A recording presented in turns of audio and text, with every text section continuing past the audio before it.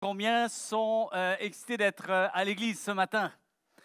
Yes, toujours une joie. C'est un événement qu'on ne veut pas manquer parce qu'on sait aussi que chaque occasion compte avec Dieu, surtout lorsqu'on s'approche de lui avec un cœur disposé. C'est ce qu'on veut faire ce matin.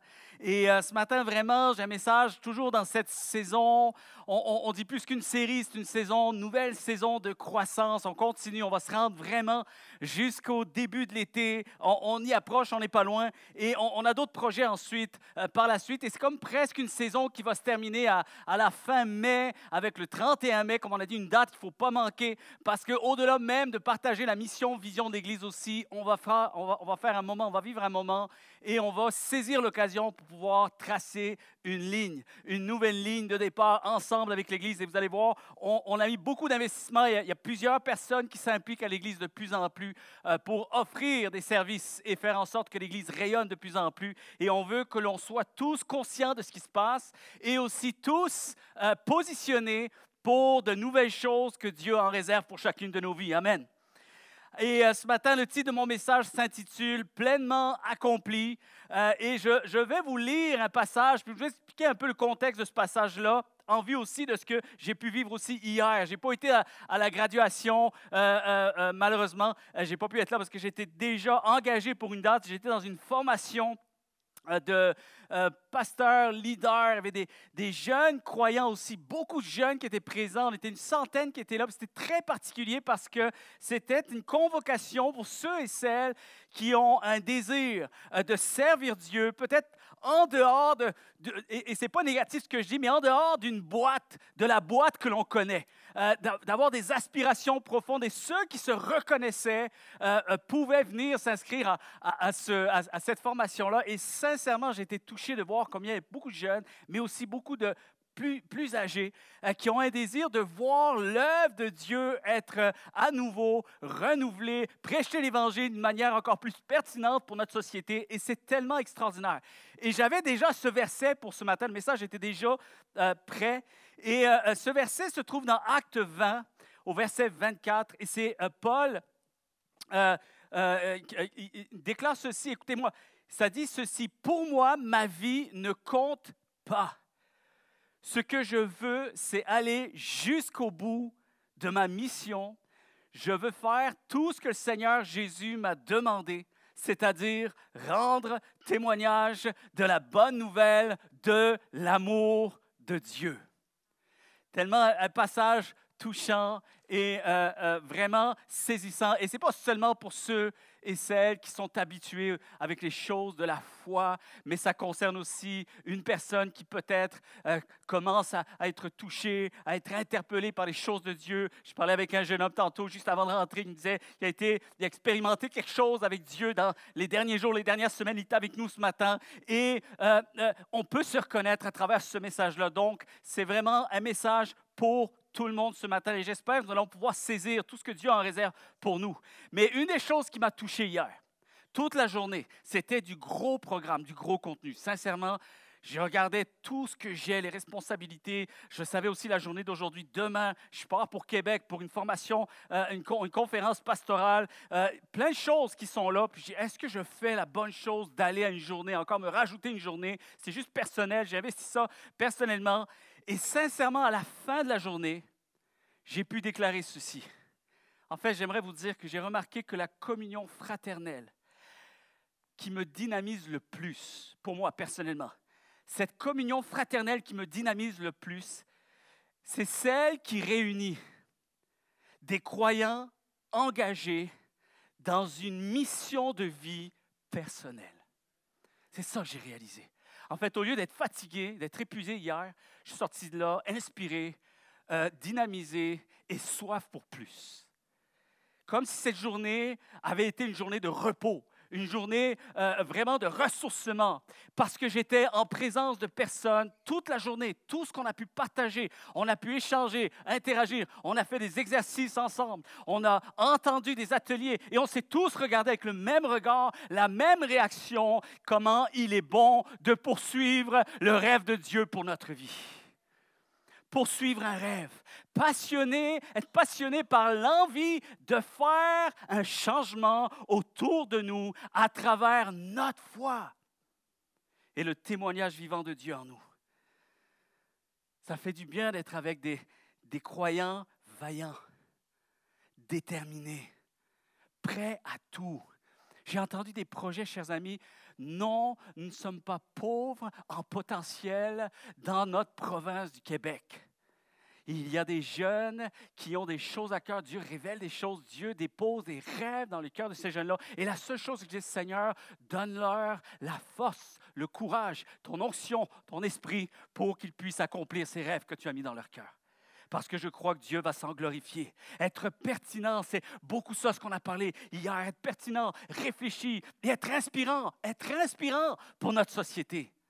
Pas être rabat-joie, mais inspirant, être discipliné. C'est important aussi de parler des rêves de Dieu, que nous sommes dans la prière et Dieu nous parle et que nous avons reçu des promesses. Tout le monde parlait en théorie de ce que Dieu voulait faire avec nous. Et la réalité, ce que j'ai beaucoup aimé, ce qui m'a dynamisé, c'est que ce n'était pas seulement de la théorie, mais on est sorti de là en se positionnant très clairement, en étant réaliste. Il y a les rêves, mais il y a aussi notre responsabilité de devoir les accomplir. Alors, on a parlé de pertinence, d'être réfléchi, d'être inspirant, mais surtout aussi d'être discipliné. Et qu'il y ait un engagement à devoir être constant, même lorsque ça ne nous tentera pas toujours autant.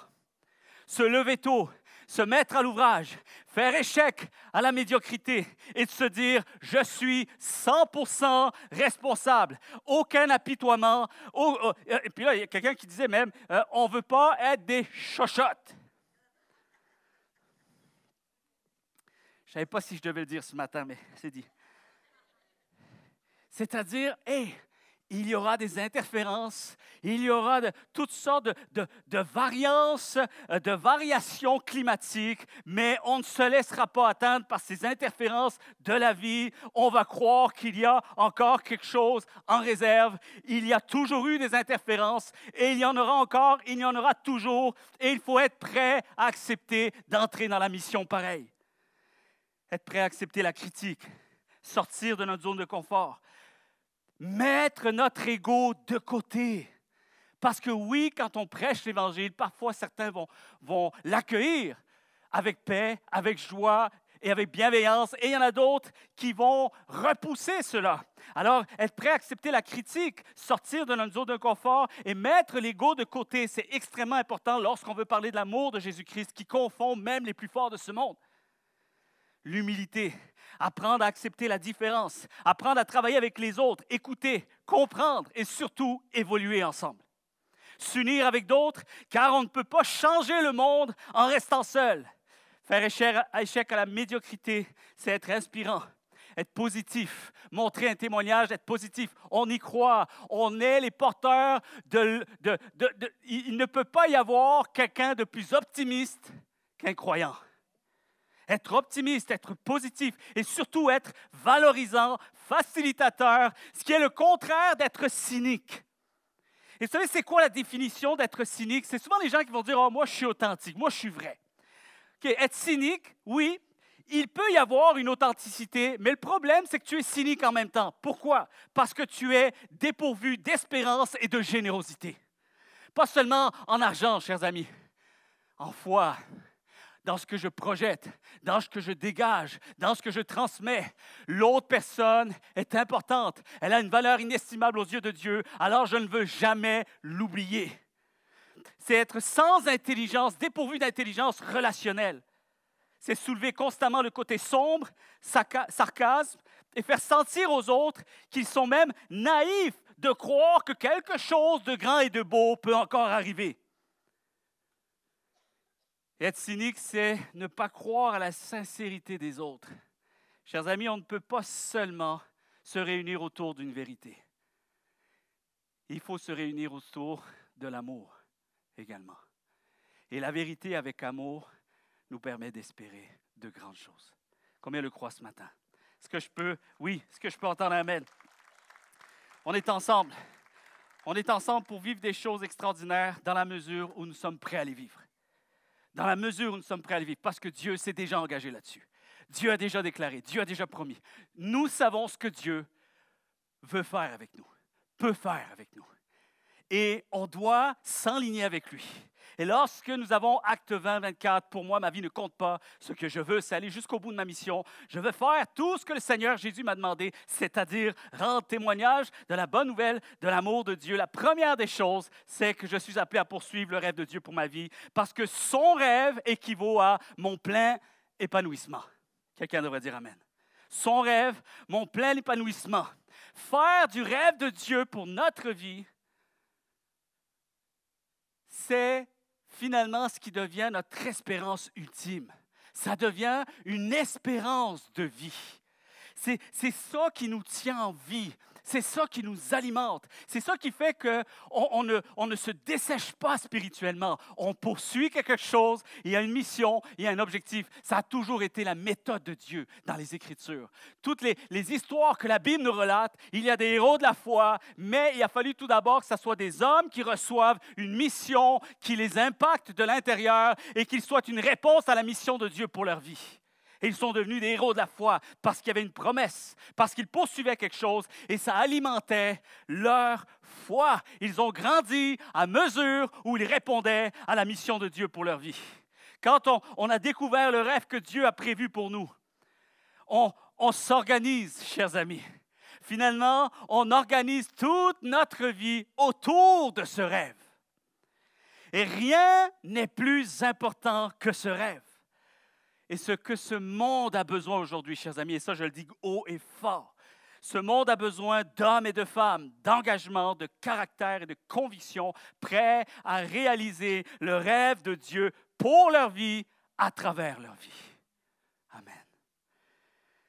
C'est croire en Dieu, croire en Jésus-Christ. Poursuivre le rêve de Dieu, c'est croire en lui.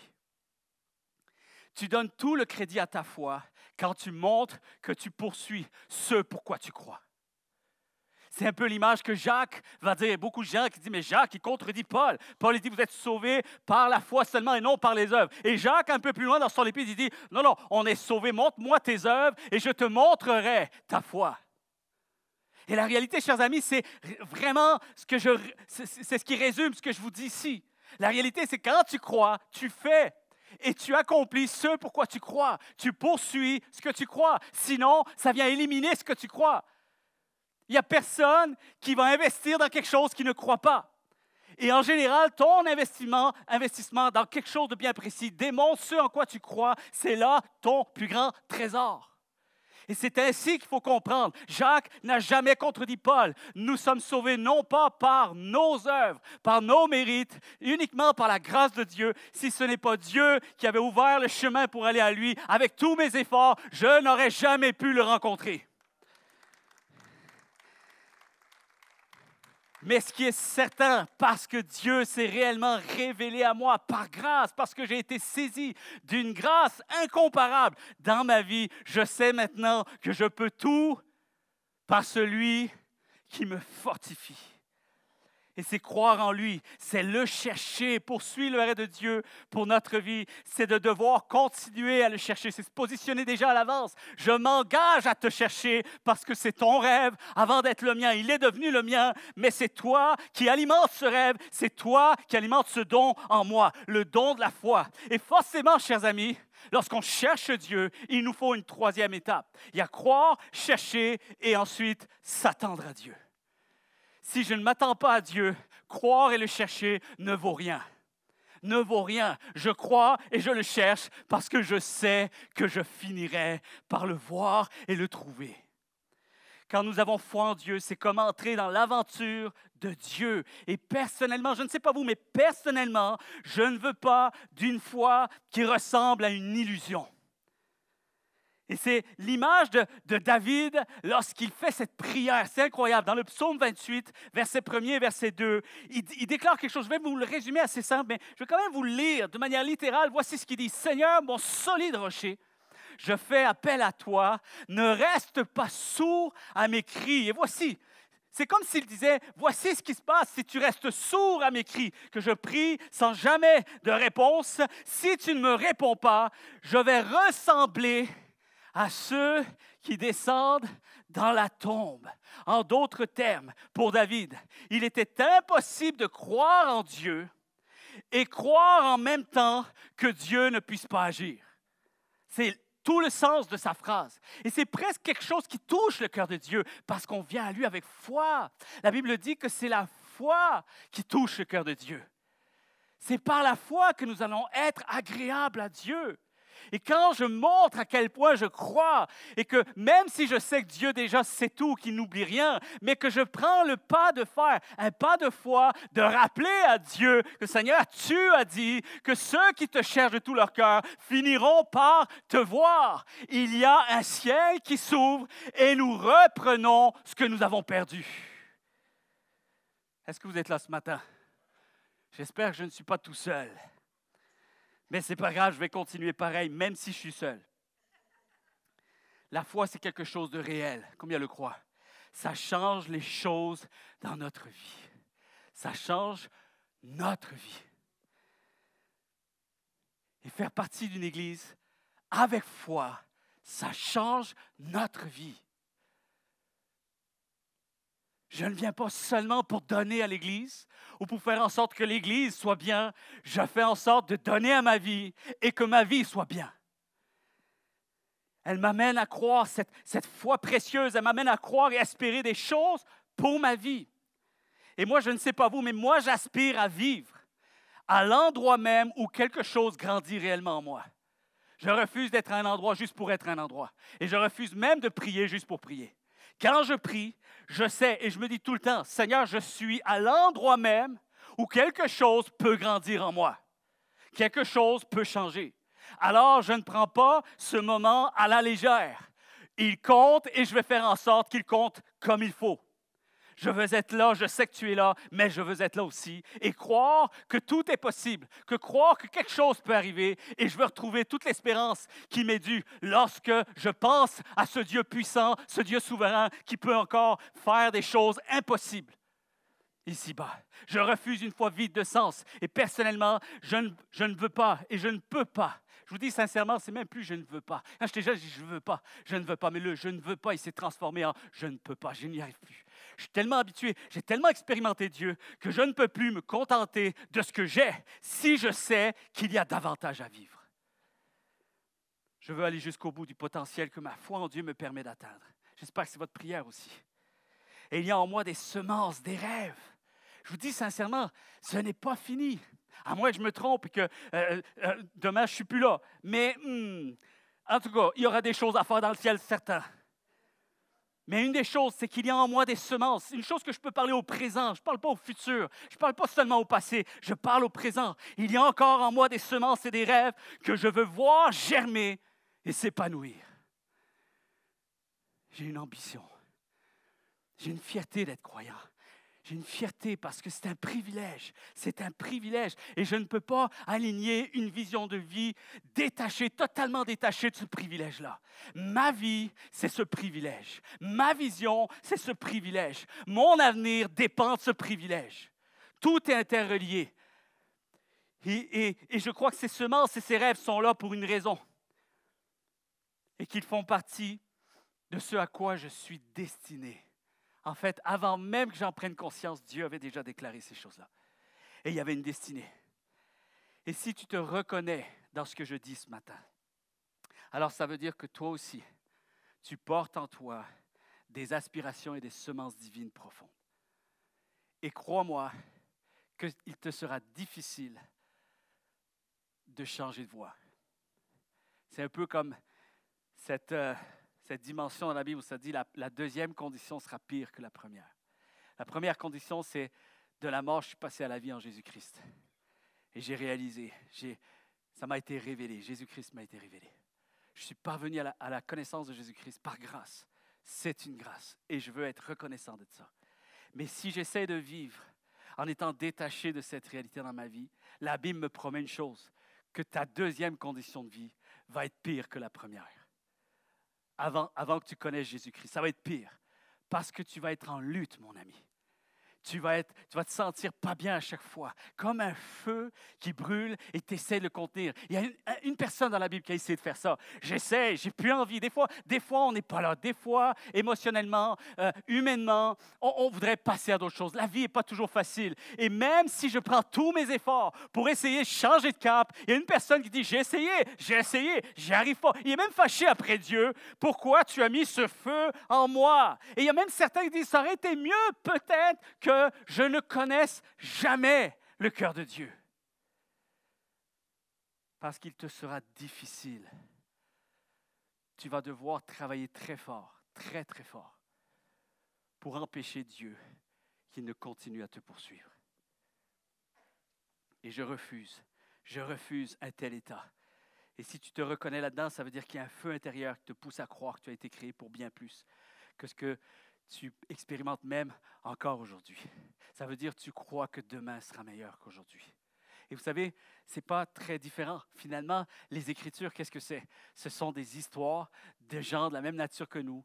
Et quand tu les étudies, tu te dis, waouh, ouais, je m'y reconnais, c'est tellement incroyable, je m'identifie, c'est vraiment ça. Parfois, tu vois des prières de quelqu'un, puis tu te dis, moi, j'ai comme l'impression que j'ai prié ça hier. Tu sais, c'est les mêmes mots, la même nature humaine, on est tous dans le même bateau. Et c'est le même Dieu qui se révèle, et ça fait le même état intérieur, ça fait le même effet, le même phénomène, et on est tous là, et on a besoin de s'entraider, s'enrichir et persévérer ensemble pour atteindre justement l'accomplissement du rêve de Dieu pour notre vie. Et les disciples de Jésus semblent avoir basé leur marche chrétienne sur deux convictions fondamentales. Ce n'est pas les seules convictions. Il n'y a pas que ça comme vérité, mais en tout cas, ce sont deux que vous pouvez retrouver à travers la vie des disciples de Jésus-Christ. La première est celle-ci, c'est qu'ils croyaient que ce que Dieu a pour nous aujourd'hui est encore plus grand que ce que nous avons reçu hier. Et la deuxième est celle-ci. Ce qu'il prépare pour demain est encore meilleur que ce que nous recevons aujourd'hui. Toujours plein d'espérance. Il y a ce que je vis aujourd'hui, mais je sais que mon Dieu est avec moi et qu'il a le meilleur pour ma vie. Il veut le meilleur pour ma vie et personnellement, je suis convaincu. Personnellement. Et je ne peux parler que de moi ce matin, mais j'espère que ça inspire quelqu'un à s'y reconnaître et à pouvoir juste prendre peut-être de nouvelles décisions, réarmer un peu la disposition de son cœur, faire un reset au niveau de sa foi. C'est tellement important parce qu'on a tous ce rôle-là de jouer les uns envers les autres, mais je suis convaincu que je n'ai pas encore tout vu de ce que Dieu veut accomplir dans ma vie. Est-ce qu'il y a quelqu'un qui s'y reconnaît dans cette déclaration ce matin? Je suis convaincu qu'il a quelque chose de grand encore et quelque chose en réserve encore pour moi. Il n'en a pas fini avec nous. Combien le croient? Il n'a pas fini de te transformer. Est-ce que tu le crois? Il n'a pas fini de faire de toi un témoin vivant. Un témoin vivant. La Bible dit, vous serez mes témoins. C'est-à-dire que tu vas vivre et les gens vont sentir qu'il y a une... On parle du mot onction, la faveur de Dieu. Que Dieu est au centre de ta vie. Un témoin vivant de sa fidélité, de sa grandeur, de son amour, de sa nature, de ses valeurs, de son éthique ici-bas. Il n'en a pas terminé avec les rêves qu'il a déposés dans ton cœur, dans le mien. Nous sommes tous à la poursuite du rêve de Dieu pour notre vie. Et pendant que les participants se préparent, je vais demander à ceux qui sont désignés pour un exercice ce matin juste de venir en arrière backstage maintenant. On va faire juste une petite illustration. Des fois, l'image reste. Ça marque les esprits, la mémoire. Et juste avant d'aller là, lorsque nous réalisons pleinement tout ce que Christ a accompli pour nous, chers amis, nous ne restons pas la même personne.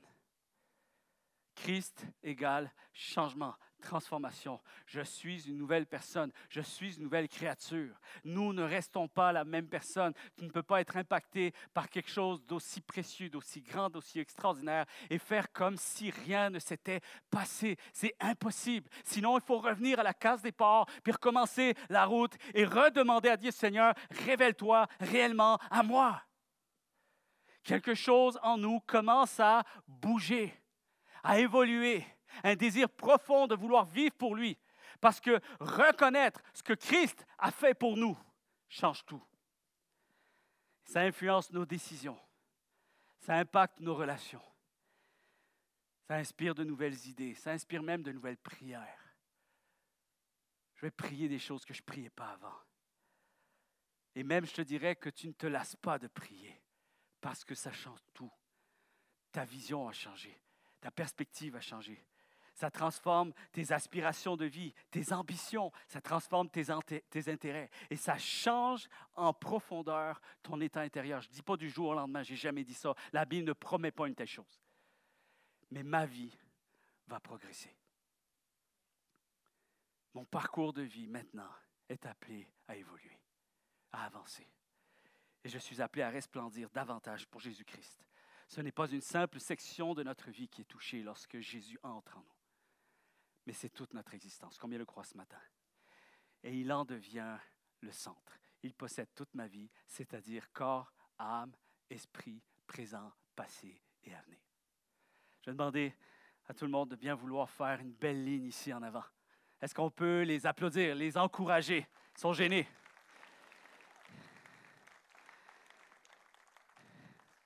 Il y a 2 jeunes qui sont venus. Ce n'est pas en même temps, là. Ma fille et Thomas. Il est où, Thomas? Ça va? Tu vas bien? Non, je lui avais dit que j'ai promis qu'il ne devait pas parler. Il m'a dit, est-ce qu'on doit parler? Et j'ai compris que si je disais oui, il ne serait pas là ce matin. Alors je dis, non, vous n'aurez pas à parler. C'est correct, on ne veut pas vous gêner. Une des choses que je veux qu'on puisse réaliser, vous savez, la plupart des croyants ont cette image-là, ont cette perspective-là. Et je l'ai eue, et à un moment donné, j'ai compris que non, c'est complètement différent, c'est autre chose. Je peux vous garantir une chose, que si vous existez, que vous soyez jeune, que vous soyez plus âgé, forcément, ça vous dit quelque chose de la vie, elle est composée de plusieurs domaines. Notre existence viendra à nous avec le devoir on va devoir gérer des domaines de vie. On va devoir gérer le domaine sentimental, émotionnel. Ça fait partie d'un domaine de notre existence. On va devoir aussi avoir un univers familial. On va devoir gérer quelque chose au niveau de la famille. Peu importe l'état, peu importe le contexte, peu importe le décor, il y a l'aspect familial. Il y a aussi notre sexualité qu'il va falloir gérer ici-bas. Il y a notre santé physique qu'il va falloir apprendre à gérer ici-bas. Il y a tout le côté professionnel, ce que je vais poursuivre, comment je vais vivre, ce que je vais poursuivre comme carrière, comment je vais gagner ma vie. Côté professionnel aussi est quelque chose qu'on va devoir accepter de gérer. Il y a tout l'univers de nos relations qu'il va falloir accepter de gérer. Il y a aussi nos loisirs. Ça aussi, c'est important d'y penser. C'est important d'y greffer un petit peu quelques loisirs. Dans tout ce qu'on fait, on ne le fait pas seulement par devoir, mais qu'on s'accomplit aussi dans quelque chose qui représente pour nous comme un loisir, comme quelque chose dont je m'y retrouve. Alors, c'est important aussi de gérer ces choses-là. On va devoir gérer nos finances, chers amis. On va devoir aussi gérer ce que j'appelle les sphères d'influence. Les sphères d'influence, c'est même au-delà de tout ce que je viens de dire, il faut aussi penser à ça. C'est-à-dire que quand on rentre du travail, on arrive dans notre quartier, dans notre voisinage, lorsqu'on arrose notre pelouse, lorsqu'on fait, on fait quelque chose avec notre maison, il y a des gens qui nous voient, il y a notre voisinage qui est là. Il y a aussi peut-être un centre qui vient en aide à des gens qui sont plus défavorisés. On est pas seul, on ne vit pas seulement dans une bulle. Il y a une sphère d'influence de contribuer à notre entourage social, de contribuer peut-être même dans quelque chose qui fait partie aussi un peu de loisir, mais ce n'est pas seulement pour moi que je le fais, mais aussi peut-être à travers le sport, je deviens un témoignage et je prends soin de quelques jeunes qui sont dans des parcs. Et il y a tout cet aspect-là. À l'école aussi, tu es à l'école, tu n'es pas là seulement pour étudier, mais tu as aussi une sphère d'influence parce que tu es là en présence de d'autres êtres humains. Il y a le quartier, le voisinage, il y a l'aspect communautaire, il y a la société que nous voulons rendre meilleure parce que nous faisons partie aussi de cette contribution et aussi l'Église. L'Église fait partie aussi de notre sphère d'influence parce qu'on ne vient pas seulement pour notre foi, mais on sait aussi que quelqu'un peut nous enrichir et nous pouvons aussi être une sphère d'influence pour quelqu'un d'autre. Et il y a aussi la foi, c'est-à-dire Jésus-Christ pour les croyants. Pour ceux qui sont croyants, toutes ces choses sont réelles. Mais pour le croyant, il manque une chose qui devient maintenant une partie intégrante de notre vie, c'est Jésus-Christ. Andrew, en passe, alias Andrew, ou plutôt Andrew alias Jésus-Christ, c'est mieux. C'est ça. Bon, on a choisi lui parce qu'il vient de graduer de l'école biblique, alors il est bien là. Et la plupart des croyants, même, la plupart des croyants pensent que maintenant que Jésus est là, il va se greffer à cette ligne de réalité. Ça, c'est mon existence. Alors, j'ai tous ces domaines de vie, ces domaines de réalité d'existence, ça. Et, j'oublie pas, Jésus-Christ fait partie aussi de la rangée. De la rangée. Maintenant, selon les Écritures, quand ça dit que quelqu'un parvient à la connaissance de Jésus-Christ, il est une nouvelle créature. Toutes choses anciennes sont passées. Voici, toutes choses sont devenues nouvelles. Et comme l'apôtre Paul, comment il l'exprime à travers ses écrits, comme on voit à travers Jésus-Christ, ses enseignements, c'est incroyable, de faire de Jésus-Christ le centre. Alors voici la vraie image biblique, comment Dieu voit la vie chrétienne ici-bas, avec toutes les sphères de responsabilité que nous aurons à vivre, et le climat, les interférences, tout ce qu'on ne contrôle pas, les soudainements de la vie, c'est plutôt, au lieu d'avoir une rangée, c'est plutôt ceci. Andrew, viens avec moi. On a pratiqué, hein, pourtant. Non, c'est bon. Encore une fois, on fait un cercle. Et encore une fois, ce qu'on a tendance à faire, c'est de greffer Jésus-Christ dans cette circonférence de cercle. Encore une fois, ce n'est pas encore la bonne perspective. Jésus-Christ a dit, tout changera quand je deviendrai le centre. Et le cercle se referme. Et il n'y a aucun domaine de ma vie qui ne reste aucunement influencé par Jésus-Christ. Tout est interrelié, tout est touché. Absolument tout. Est-ce qu'on peut les applaudir? Merci tout le monde.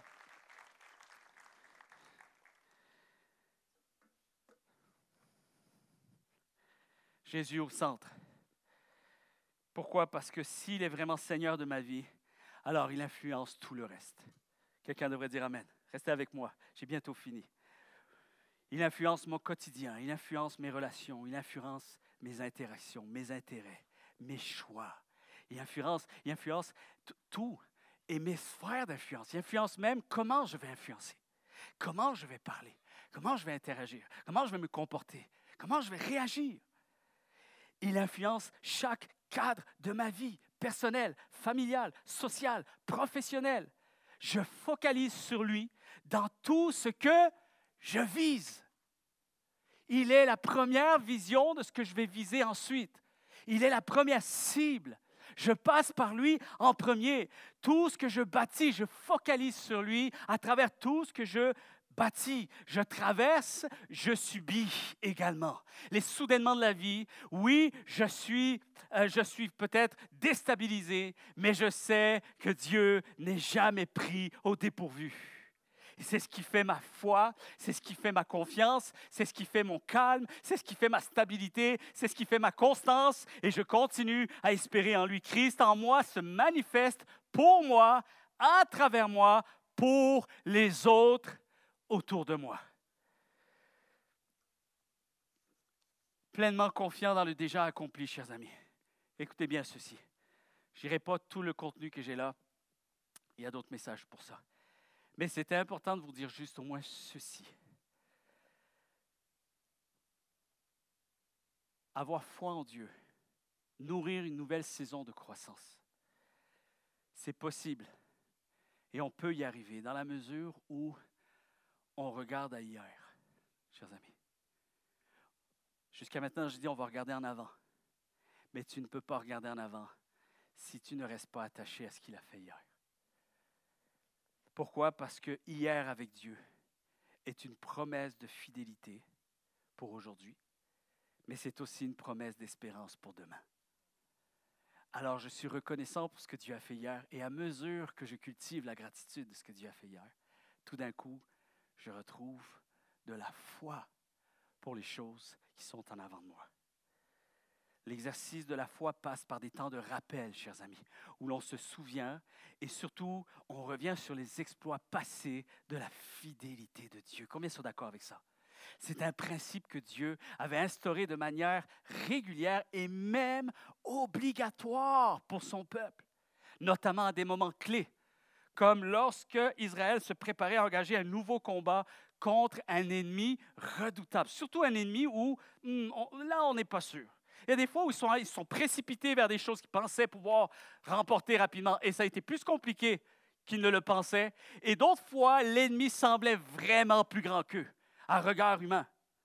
Et la réalité, chers amis, c'est qu'il y avait toujours ce rappel. Alors, regardez à ce que j'ai fait hier. Regardez à ce que j'ai fait hier face à nos défis actuels, chers amis, à ce qui nous inquiète peut-être, à ce qui nous indigne. Parfois, c'est nous aussi.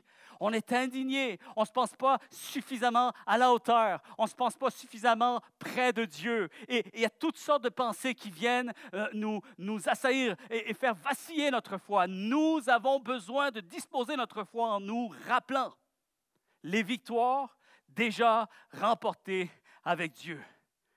Avant même de t'engager, même parfois dans la prière, lorsque tu demandes quelque chose à Dieu, pour quelque chose que tu as besoin qu'il fasse là, aujourd'hui, une intervention de sa part, peut-être une intervention urgente qu'il doit faire. Et au lieu de t'inquiéter et de t'agiter, pense, quand tu exprimes tes prières, pense alors à celles qu'il a déjà exaucées dans des circonstances similaires. Fais l'exercice, c'est un exercice. Ça n'arrivera pas tout seul. Parfois, on est bien disposé, ça arrive. Wow, OK, c'est un bon jour. Mais parfois, il faut les compter sur les doigts de la main, les bons jours. Et il faut faire de cette vérité, de cette réalité, un exercice, chers amis. Ce que nous avons besoin de comprendre, c'est que l'abondance véritable est avant tout un état intérieur. Parfois, on est fixé, on reste les regards fixés sur ce qui nous manque et finalement, on vacille au niveau de notre foi. Mais cultiver la gratitude nous amène à un état de foi, de force et de courage pour les choses que nous affrontons aujourd'hui. Combien le croient ce matin? Et même, je vous dis sincèrement, apprendre à dire merci. Merci est un mot puissant, surtout lorsqu'il devient un principe de vie quotidienne. Et même les statistiques, les sociologues et les psychologues s'accordent pour dire que la gratitude est thérapeutique et qu'elle a comme vertu de procurer une source profonde de mieux-être. Est-ce que vous saviez ça? Des études ont d'ailleurs démontré que les personnes les plus heureuses à travers le monde sont souvent celles qui ont appris à cultiver un cœur reconnaissant. Et lorsque je tends, chers amis, à ce qu'on va dire, à vaciller, souvent il y a l'insatisfaction, l'apitoiement. J'aime me rappeler cette devise. Et ça, oh, il l'a déjà dit, oh, il l'a dit encore, il va la dire, non, c'est pas vrai, il va la dire. Je le dis encore, quand on n'a pas ce que l'on aimerait avoir, il faut apprendre à aimer ce que l'on a déjà. Et je crois que des choses encore m'attendent, de glorieuses m'attendent pour le futur, parce que je m'adresse à ce même Dieu. Il est la même source. Celui qui a fait des belles choses hier continuera à en faire de belles pour ma vie, parce que je reste attaché à lui et qu'il demeure le centre de mon existence. Et la reconnaissance te permet de relativiser un peu mieux les choses. En fait, c'est un ancrage pour notre âme. Et quand nos pensées s'emballent et que nos discours intérieurs, je pense que tout le monde va pouvoir s'y reconnaître, agitent notre cœur, la gratitude, elle vient nous aider à reconsidérer un peu les choses dans son ensemble et réaliser que certes, tout n'est peut-être pas parfait, mais tout n'est pas perdu. Et ça, c'est quelque chose que je dis souvent à Dieu. Seigneur, c'est difficile. Certes, en effet, je ne serai pas dans le déni. Je ne suis pas quelqu'un qui est dans le déni au niveau de ma foi. Je ne suis pas naïf. Je regarde mes adversaires bien en face. Mais quand je m'adresse à Dieu, je dis, Seigneur, oui, certes, tout n'est pas parfait, mais je déclare avec foi, parce que tu es là, tout n'est pas perdu. Amen. Tout n'est pas perdu. Et troisièmement, je demandais à Joey de bien vouloir me rejoindre. C'est toujours possible. Amen. C'est toujours possible. Il y a quelque chose qui m'a touché. Ce n'est pas la première fois que je le découvre. Et parfois, il y a des moments comme ça où le rappel devient fort. Il y a des choses qu'on a déjà entendues de Dieu, mais à un moment particulier, c'est comme si c'était une nouvelle révélation, quelque chose de frais, quelque chose de nouveau. Mais c'est quelque chose que vous savez certainement, quelque chose que je savais aussi, mais que ce sont des rappels qu'en tant qu'humain, on a besoin de revivre, de vivre à nouveau. Et que tout d'un coup, ça, là, c'est à pointer, là, ça fait du bien. Je suis convaincu qu'il y a une personne qui a besoin de l'entendre. Ce changement est réel avec Dieu. Le changement est toujours promis. Je dis bien le changement est promis, non, pas suffisant. Le changement est toujours promis. Et il n'y a pas meilleure chose, il n'y a pas meilleur livre dans la Bible que le livre des juges pour comprendre la nature de Dieu à notre égard. Le livre des juges, chers amis, vous savez, c'est quand tu veux changer, tu peux changer. En fait, c'est comme si à un moment donné, peu importe ce que tu as accompli de pire, les pires gaffes que tu aies pu accomplir, et qu'aujourd'hui tu as le privilège d'être encore en vie pour avoir un moment avec Dieu, ce moment-là peut compter incroyablement. Et ne pas laisser l'ennemi jouer dans nos pensées en nous disant « Non, tu as trop fait de gaffe, tu n'es plus assez éligible pour pouvoir aspirer, recevoir encore de sa faveur pour ta vie. » J'aimerais vous dire ce matin que, vous savez, ce fameux passage dans Exode avec Pharaon. Écoutez bien ceci. Moïse lui répondit, « À toi l'honneur de fixer le moment où je dois prier Dieu pour toi, pour ton entourage et pour ton peuple. Je lui demanderai de vous débarrasser des grenouilles. » Vous savez, la fameuse plaie là, des grenouilles partout. Ils n'en peuvent plus. Ils en ont marre. Qui sont chez toi et dans tes palais. Il n'en restera dès lors que dans le Nil, le fleuve. Et vous savez ce que Pharaon a répondu? La réponse la plus étrange de la Bible. Il répond, demain. Demain. Moi, si je suis Moïse, si je suis Laurent, OK? Mais admettons, le Laurent se transpose dans le passé et j'arrive à Moïse, c'est sûr que j'ai dit, mais m'as-tu bien entendu? Oui, je veux juste le répéter. Et le gars, ouais, mais tu comprends, ça fait quand même déjà quelques jours, tu sais. On a commencé à donner des noms aux grenouilles, tu sais. Je sais plus, oui, c'est embarrassant, mais on s'y est attaché quand même. Laisse-nous une soirée pour un adieu. Dis au revoir, tu sais, c'est comme demain.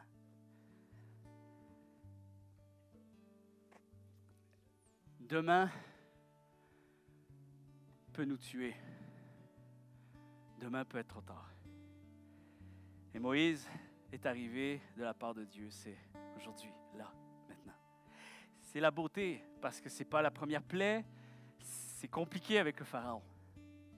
Mais il avait l'opportunité de pouvoir juste dire, finito, là.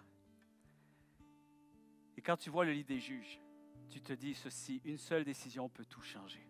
Une seule décision. Et ce matin, on n'est pas là pour essayer de voir, je regrette, j'aurais pu vivre déjà plus de choses, si j'avais été plus constant avec Dieu, si j'avais découvert Jésus, même avant encore. On ne veut pas être dans l'apitoiement, on ne veut pas être dans le regret. Ce n'est pas le but de mon message ce matin. C'est un message plein d'espoir. C'est un message de grâce. C'est un message pour que nous puissions avoir de la foi en sortant de ce lieu. Et de laisser faire le passé. Pourquoi? Parce que Dieu oublie le passé.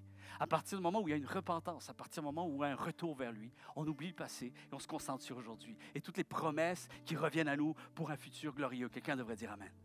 Il suffit d'une seule décision avec Dieu pour que la route reprenne. Je veux le dire à quelqu'un. Quelqu'un a besoin d'entendre ce message-là. Tu peux choisir aujourd'hui de marcher avec Jésus et décider que ta vie prenne un nouveau tournant, un nouveau départ. La Bible dit que lorsqu'on prie, tu peux prier, mais tu ne peux même pas imaginer tout ce que Dieu peut faire, au-delà de ce que tu peux penser ou même imaginer. Alors, aie cette mesure de foi, parce que c'est ça qui va te garder, c'est ça qui va te maintenir, c'est ça qui va faire que tu vas être constant, et c'est ça qui va faire que tu vas voir Dieu se révéler à toi. Tu vas voir Dieu se révéler à toi. Dieu répond là où tout semble perdu. Le livre des juges. Tu veux essayer de t'identifier? Regarde bien. Un peuple souvent infidèle, instable et éloigné de Dieu. Il venait quand ça allait plus, Dieu répondait et après on l'oubliait à nouveau. Et ça, c'est des cycles interminables. Ça continue et ça continue. Ça dit que chacun faisait ce qui lui semblait bon, se livrant de plus en plus à une dégradation spirituelle et sociale. C'était la totale, la totale. Là, c'est vraiment, si tu veux vraiment afficher quelque chose contre Dieu, voici Israël dans le livre des Juges. Dieu, on s'en fout, on s'en... Bref. Un peuple qui reste de longues années dans une indifférence totale. Quand je dis totale, c'est sans précédent, avec une insensibilité constante à la volonté de Dieu. Alors qu'il savait, là on parle d'une deuxième condition, pire que la première. Et pourtant, Dieu n'abandonne jamais. C'est ce qui me fascine le plus dans le livre des Juges. Lorsque je tends à vaciller dans ma foi, lorsque peut-être je me sens indigné par rapport à ce que le regret, l'apitoiement de ce que j'aurais pu faire de mieux. Un peu comme Paul qui dit, je fais encore ces choses que je ne voudrais pas faire et je ne fais pas ces choses que je voudrais faire. Va dans le livre des Juges et retrouve à nouveau la nature de ce Dieu qui t'a sauvé un jour alors que tu étais loin de lui. Et peu importe ton retour que tu veux effectuer aujourd'hui, il est possible parce qu'une seule décision peut tout changer avec Dieu. Une seule décision peut tout changer avec Dieu. Chaque fois que les Israélites arrivent à l'apogée de leur souffrance et leurs conséquences de leur péché, puis là c'est le temps, ah là Seigneur, ben oui, mais finalement on t'a pas trop, on t'a jamais oublié vraiment. Seigneur, viens nous en aide. Ils crient à lui, mais la bonne nouvelle, c'est que Dieu répond systématiquement. Sa grâce et sa fidélité m'émerveilleront toujours, chers amis. Et j'espère que c'est le cas pour vous encore aujourd'hui. J'espère qu'à l'écoute de ce message, que ça vibre encore. Ça veut dire que Dieu est encore présent en toi. Il compte pour toi. Il y a de la valeur pour toi.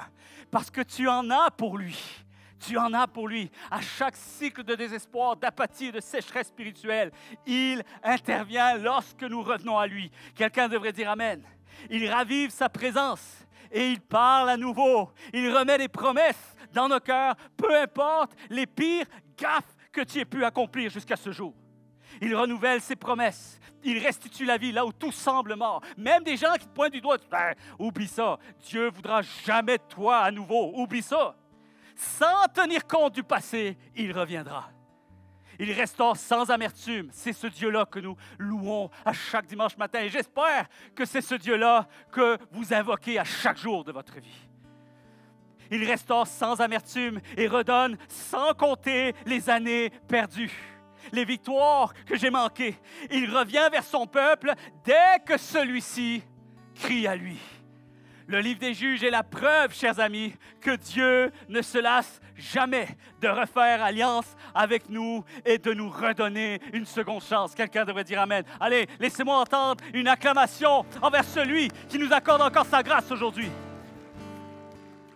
Et est-ce que j'ai affaire ce matin à des personnes qui demeurent encore fascinées de voir à quel point Dieu intervient si rapidement, sans délai et sans conditions préalables? Amen. C'est ce Dieu-là. Il n'y en a qu'un seul. C'est le Dieu que nous avons célébré à Pâques, le dimanche de Pâques. Et c'est ce Dieu qui n'est pas seulement glorieux, seulement une journée par année. Il continue et à chaque jour de notre vie, nous avons accès à cette grâce. Il ne regarde pas aux erreurs commises, mais voit toujours ce que son amour peut encore reconstruire. Celle-ci, je voulais qu'elle soit à l'écran. Il ne regarde pas aux erreurs commises, mais il voit toujours ce que son amour peut encore reconstruire. Il suffit d'un cœur qui revient à lui et tout peut recommencer, tout peut reprendre vie.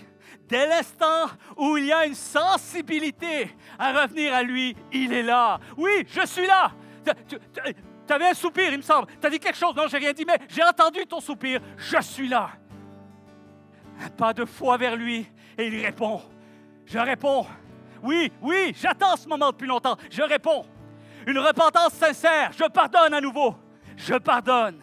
Une soif et un désir profond de le retrouver. Et il se révèle comme la toute première fois, comme au tout début. Et la Bible promet dans Jacques chapitre 4 et verset 8, « Approchez-vous de Dieu et il s'approchera de vous. » Et rappelle-toi que sa porte est toujours ouverte. Elle est ouverte en ce moment et qu'un retour vers lui est encore possible, toujours possible. Il n'en tient qu'à toi de décider Il n'en tient qu'à toi de décider que sa grâce, une nouvelle fois, fasse irruption dans ta vie. Amen. Il n'en tient qu'à toi de décider. Décide. Ne décide pas demain. Décide aujourd'hui. Finis les grenouilles. Je m'en fous si j'ai donné des noms à des grenouilles. Elles dégarpissent, elles dégagent sur le champ parce que mon Dieu est celui que je désire plus que tout.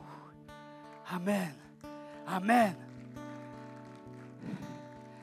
Alors fais-en aujourd'hui ton ultime espoir. On va se lever tous ensemble. Fais-en aujourd'hui cet amour pour toi qui peut encore tout reconstruire. Fais-en aujourd'hui ton ultime consolation. Ton ultime consolation. Laisse son amour te guérir ce matin. Laisse son amour te donner réconfort. Laisse son amour te restaurer ce matin. Reprends le chemin vers lui. Arrête de retomber toujours dans tes anciens patterns. L'Église, peu importe comment tu as été déçu. Anyway, j'ai un autre message bientôt pour ça, pour ceux qui disent « Ah, moi, l'Église, j'y vais plus trop, j'ai été blessé, j'ai été déçu. » OK, ça s'en vient. Une nouvelle édition s'en vient. Une des choses que je veux te dire, place-toi devant Dieu ce matin. Pas le Dieu de l'Église, le Dieu de l'univers, le Dieu de ton salut, le Dieu de ton éternité. Place-toi devant Dieu ce matin avec cette certitude que tu ne recevras jamais de la part de Dieu des paroles sans espoir. Crois-le ce matin. C'est une vraie invitation. C'est un vrai cadeau. Il y a une vraie surprise à l'intérieur. Tu vas ouvrir quelque chose et il y a une vraie surprise. Ce n'est pas un cadeau empoisonné. Non, tu ne recevras jamais de la part de Dieu des paroles sans espoir, des constats sans opportunité nouvelle. Tu vas pouvoir venir, non pas pour y trouver du mépris ou du dégoût avec une absence de grâce. Non, tu vas y trouver du réconfort, de la foi, une espérance nouvelle, des possibilités nouvelles, de la consolation. Tu vas te sentir valorisé, destiné. Une alliance éternelle est encore sur ta vie. Fidélité et tout le pouvoir et la possibilité de changer encore. Sa grâce, son cœur et sa puissance est notre plus grand trésor. Combien le croient ce matin? Ce que nous avons de plus cher et de plus précieux, c'est son amour qui peut encore tout reconstruire. Alors, je veux entrer dans une nouvelle saison de croissance parce que je sais que c'est encore et toujours possible. Possible. Est-ce qu'on peut lever nos mains partout dans ce lieu? Et je vais donner l'opportunité peut-être à quelqu'un de choisir Jésus-Christ ce matin. Retiens cette image de ces jeunes, toutes ces personnes qui étaient là ici en avant. Et peut-être que jusqu'à maintenant, Jésus se résume pour toi, que de temps en temps, il a fait partie de la rangée, il a fait partie de la ligne. Et je réalise que je l'ai perdu à nouveau. Pourquoi? Parce que je réalise que je ne l'ai jamais mis au centre. Et je veux donner l'opportunité à quelqu'un, un jeune homme, une jeune fille, peut-être ici dans ce lieu, de faire ce choix ce matin. Un acte de foi que Dieu va honorer et Dieu va rentrer. D'ouvrir la porte de ton cœur, d'ouvrir la porte de ta vie. Et pas seulement l'inviter à faire partie des autres invités, des autres participants dans ton existence. Non. Tout le monde est arrivé à la maison, mais on attend l'invité d'honneur. Celui que je vais faire entrer, celui que je vais laisser entrer dans ma vie et qui va pouvoir déclarer à toutes les autres sphères de ma vie qu'est-ce qu'il en est maintenant. Parce que Jésus-Christ, je fais de toi le centre de mon existence. Ce matin, tu es le sauveur de mon âme. Tu as pardonné mes péchés. Et j'apprends et j'entends ce matin et je reçois que tu me donnes une seconde chance, que tu m'accordes ton salut, que je réalise que j'ai toujours compté pour toi. Alors ce matin, j'accepte Jésus-Christ comme sauveur personnel et surtout le Seigneur de ma vie qui demeure maintenant le centre de mon existence. Est-ce qu'on peut lever tous la main ici dans ce lieu? Avec cette prière, peut-être des gens qui ont fait déjà cette prière, mais peut-être une personne qui lève sa main parce que c'est ma première fois. Je fais cette prière pour la première fois et je veux Jésus-Christ au centre de ma vie, dans le précieux nom de Jésus. Seigneur, je vais te prier aussi pour cette Église. Parce que, Seigneur, nous croyons que nous devons encore nous discipliner et maintenir la marche, de ne pas tomber dans le statu quo d'une Église qui se rassemble juste pour se rassembler.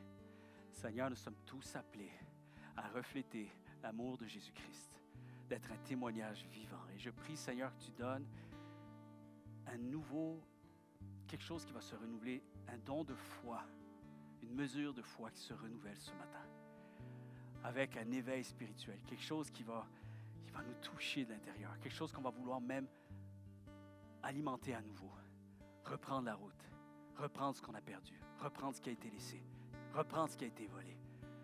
Seigneur, nous reprenons nos territoires spirituels. Seigneur, nous reprenons notre vie avec toi, au centre, cette fois-ci, Seigneur Jésus. Et c'est toi qui ouvre la marche, c'est toi qui indique la direction. C'est toi, Seigneur, qui va influencer tout le reste. Et Seigneur, nous voulons que cette Église ne soit pas un amas de personnes, mais que cette Église, c'est chaque personne qui poursuit le rêve de Dieu pour sa propre vie, afin d'être pleinement accomplie en toi, dans le précieux nom de Jésus. Et tous les amoureux de Jésus-Christ déclarent un vrai et un grand